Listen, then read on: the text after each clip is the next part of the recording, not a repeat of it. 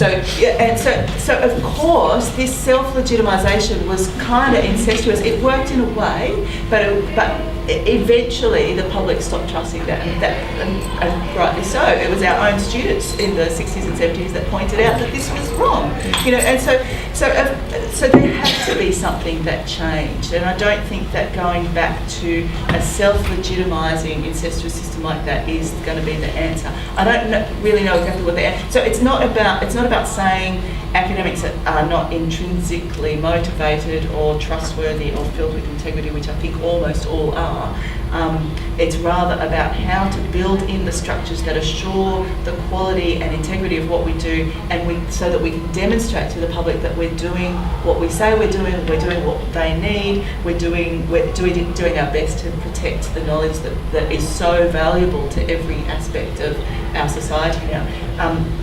And because I think that all these ticking boxes and micromanaging people is not the right way, but if we had a structure to university governance and a way of funding, and that's this is why commercialisation presents such a risk to universities, because of attaching money to what we think of as quality. We end up seeing the integrity of knowledge being put at risk in things. So when we have people being funded by particular kinds of organisations and then making claims that support those kinds of things, we start to undermine the very reason that we exist, and that's that's why we oppose commercialisation in many respects. Though sometimes we have to find other forms of funding, and when we've got a university system that needs to expand, we need to keep finding more ways of funding that. But of detaching that funding from the integrity of the knowledge is, I think, a priority for ensuring the ongoing trustworthiness of what we do. Yeah, and just sort of following on from that, your take on managers and managerialism. I mean, that's where I think that's really crucial. They operate in a really crucial pivot in the university, because I mean, most of them, even though some are coming from outside the university sector, most of them have actually gone through. Now, I don't believe that any of them believe that the average academic or other university worker doesn't work their guts out. So, and I agree with you that most of them have got themselves into this really tricky situation where they're half academic and half almost corroding the standards that they've gone through the system to promote. So maybe the question is how can we, sorry, this is again utopian moment, how can we change the system so we can change them? This is our job. I think, Hannah, you raised a really interesting point. I think probably what you're saying is prior to Dawkins and neoliberalism, we had the integrity challenge of self-legitimisation. Now we have the integrity challenge of commercial legitimisation. And the question I often ponder, and I know historical lifts are nonsense, but if Dawkins had fallen off a twig and it had never happened, and we'd continued down the path we were going in the 1980s, in the early 1980s, and we're making changes that were being made in universities around that time, where would we be now? And how would the self-legitimisation, which was under challenge before neoliberalism, I mean, people were asking questions, and we were being challenged by our students, we were being challenged by our younger colleagues, we were being challenged by new ideas coming from overseas. I guess what I saw at universities prior to Dawkins was self-legitimisation changing from a hierarchical model of self-legitimisation to a more collaborative model of self-legitimisation.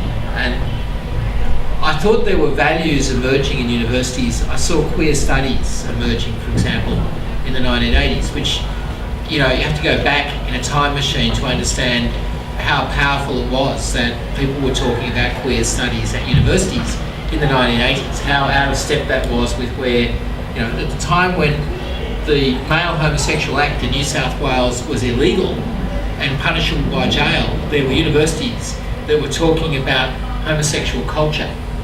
So I think there were really interesting things happening in that kind of environment.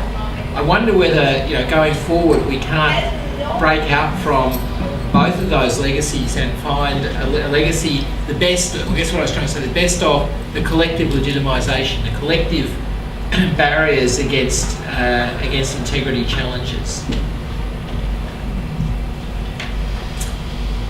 just wanted to touch back on the question of managerialism, because I do think that we have to be quite clear that yes, there's a difficult situation, and that's only going to get, hugely more difficult with these 2.8 billion federal cuts that are coming in. But there are people who materially benefit by being the ones to manage that difficult situation. There are people who put $167,000 bonuses in their pocket on top of $1 million salary. There are people who are getting, paid vastly more than the average academic, let alone the average employee of this university, and who get their contracts renewed, who get patted on the back, who get flown around the world to globetrot and, talk to other universities who are going through the same difficult situation.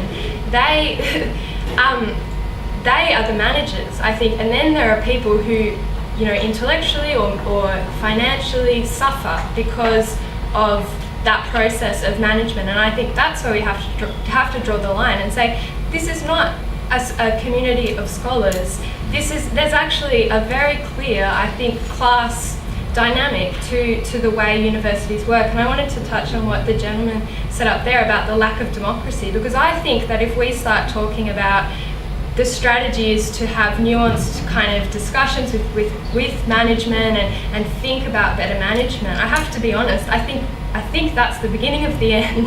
I think that is the beginning of the end. The only way that we can actually speak back to management is with the power of action that we have, student protests, staff strikes, staff action, and we've seen what they do when we do speak back with thousands of petitions or hundreds of staff and students outside their doors.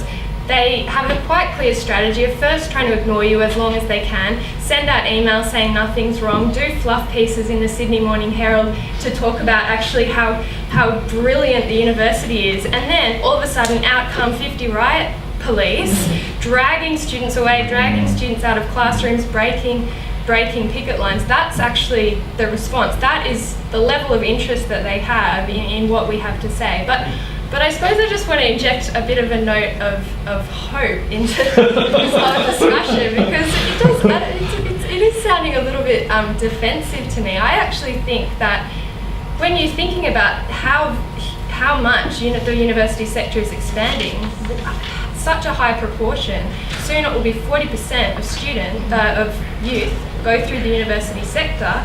You think about the enormous number of employees at this university, the way that general staff and academics are now fighting hand in hand. I think actually a much larger section of the community than ever before are engaged in the university process, are thinking about what a university is supposed to be, and are experiencing the contradiction between what they think they'll get when they go to university and the reality. And I think that is why you're seeing growing student and staff struggles across the country, and there's a real hope there, I think, as a much larger proportion of the community is thinking about that in a situation, in a world that's in deep, ecological and economic crisis. And it poses a very sharp question for people about what is the role of free thinking and open critique and open debate. And I actually think that it's impossible to imagine how we could go forward in the next 3 to 4 years with these budget cuts and not see, a lot more debate and a lot more people getting,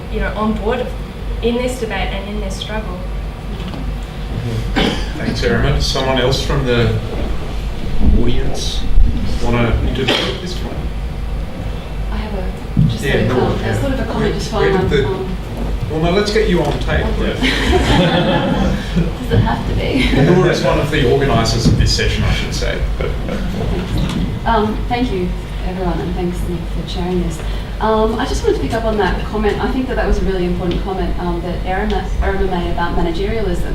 And I mean, what really strikes me is that the growth of the culture of accountability and the sort of, expectations being put on university workers to be responsible, transparent, accountable, all of those kind of,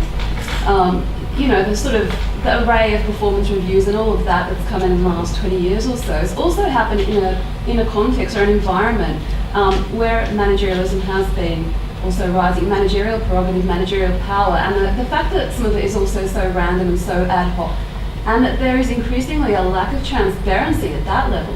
So while staff are under a glass ceiling and everything that we're doing, we have to be accountable for, I think managers are increasingly less and less accountable. We don't actually know who they're accountable to. They're certainly not accountable to staff. And if they, claim to be at some point that they are, well, we're not really actually seeing that in practice. And I mean, it's already been said that, this idea of a one-way communication channel. So we get emails that come down to us, but we can't reply to them. So we're having to constantly invent and create these spaces where we can actually speak back to in the glass ceiling that we find ourselves in, to the people sitting on top that we, not really having a conversation with at all. And then when they kind of open up a conversation, it isn't a conversation. Like the kind of faculty meetings that we've all, I'm sure, experienced where management comes in. So I don't know. I mean, I guess it's difficult also to break out of that language when we're increasingly finding ourselves in that situation where, that power that's coming in from above is not transparent. We don't actually have as much control over some of the decisions that affect our working lives as we would like to. So I don't know. I'm just wondering if you have some thoughts on that. Anyone on the panel would like to comment on that? Okay, if you want to. Yes, I mean, yes, and it's right to point to these big problems.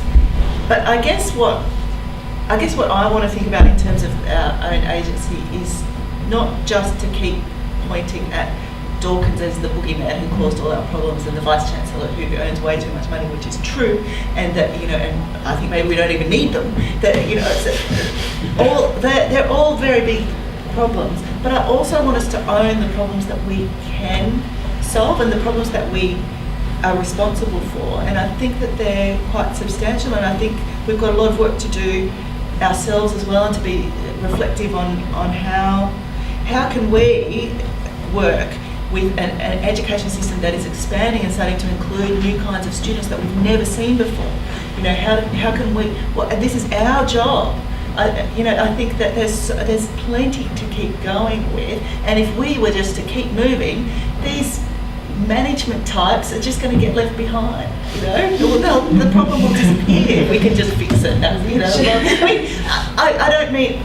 I guess what I mean is I feel like I've been stuck for too long in going, the problem is there, when in fact there's plenty I could do to keep moving. And for me, that gives me a kind of hope that is beyond the endless finger pointing at the damn neoliberals. That's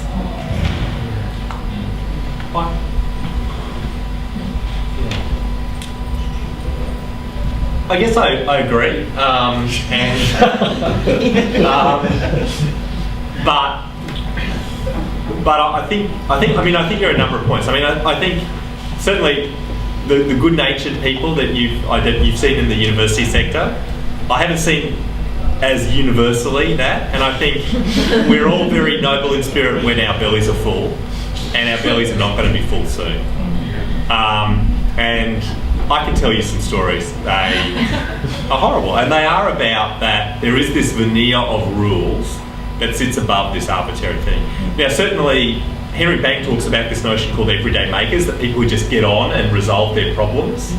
And I think we do see a lot of that, because the good side of academic life is that people are committed to their work and they'll work for free. The bad side of the academic life is that people are committed to their work and they'll work for free. So that if they take industrial action, they still do all the work. Okay? And that is really a problem. It is a problem when people will work for free. And this is, in a sense, I think that we haven't taken ourselves as seriously as professionals as we should. And say, no, I'm a professional and I don't work for free, actually. Like most professionals, I get paid.